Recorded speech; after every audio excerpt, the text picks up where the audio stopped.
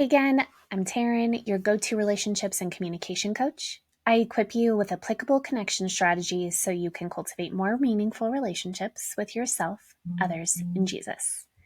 We are in a series on the inseparable connection between emotions and relationships. And I'm going to share how you can get started with knowing how emotions show up in your body. When it comes to unpacking emotions, it can feel like standing at the foot of a mountain.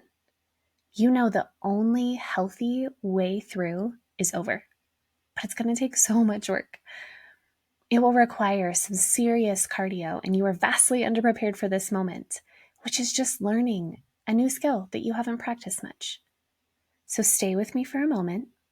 Let's just touch our toe to this mountain and start with some basics. Building emotional awareness just means recognizing what you're feeling. And from here, you can learn how to manage and maintain your emotions in ways that breed more intimacy with yourself and others. So think more thoughtful choices, less unknown or overwhelm. When I first began this work for myself was when a tense, tingly feeling made its home between my shoulder blades, and I wouldn't leave. It took over my body and it consumed my mind. My initial thoughts, I had three of them.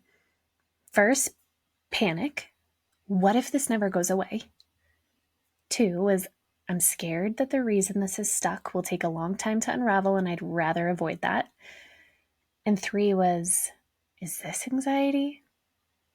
I would have told you before this moment that I was not someone who experienced anxiety. But the truth is, this was just the first time I was desperate to discover what I was feeling so I could make it stop. And the more I tried to stuff down that feeling and panic about how long it would stay, the longer it stuck around. I didn't plan to get in tune with my body. It's just where the journey of emotional healing led me. Emotional awareness, it begins in the body. Kind of like when you stub your toe and first you feel the pain and that tells your brain, ouch, that hurt. That's just a really obvious example of this truth. The body knows what you're feeling before you can think it or even feel it emotionally. It has signals that it sends, each telling a unique story tailored to your body and your perception of an experience.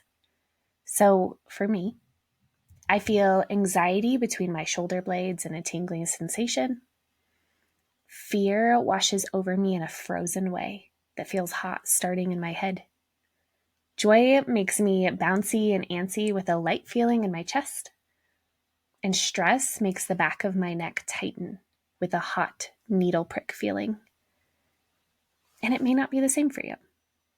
Discovering how each emotion showed up in my body took years of paying attention to patterns, and I'm still learning. And you can too. Is body awareness new for you, just like it was for me? In order to build more of it, simply start with what you know. How do you know when you're hungry, when you need to use the bathroom, when you're thirsty? These are body sensations that you're already aware of because they're essential to your survival. But what about when you get in front of a crowd to speak? Most of us feel anxious. You know this because your hands get sweaty or your face feels hot, or for me, my voice shakes. What happens to you when you have to say something in front of a group of people? How about when you're with a group of people you feel safe with and your body relaxes? Your words come out easier. What's present in your body then?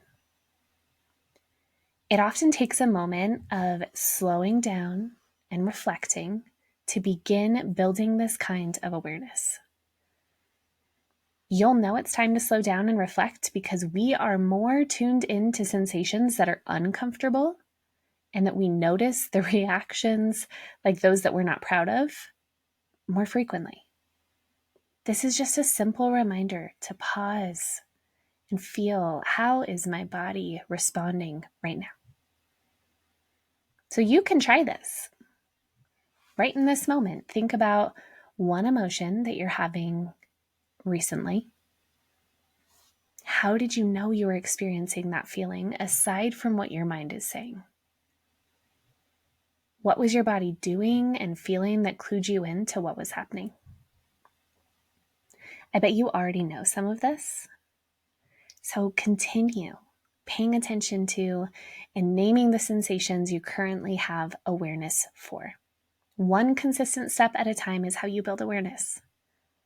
And when you know how emotions rise in your body, you can better identify what you're feeling and communicate intentionally instead of reactively. More on that to come in a podcast later this month. But if you are looking for more on this topic of emotional awareness, use the link in the description to check out content related to this podcast topic. And if you loved this episode, please subscribe and share with a friend. See you next time.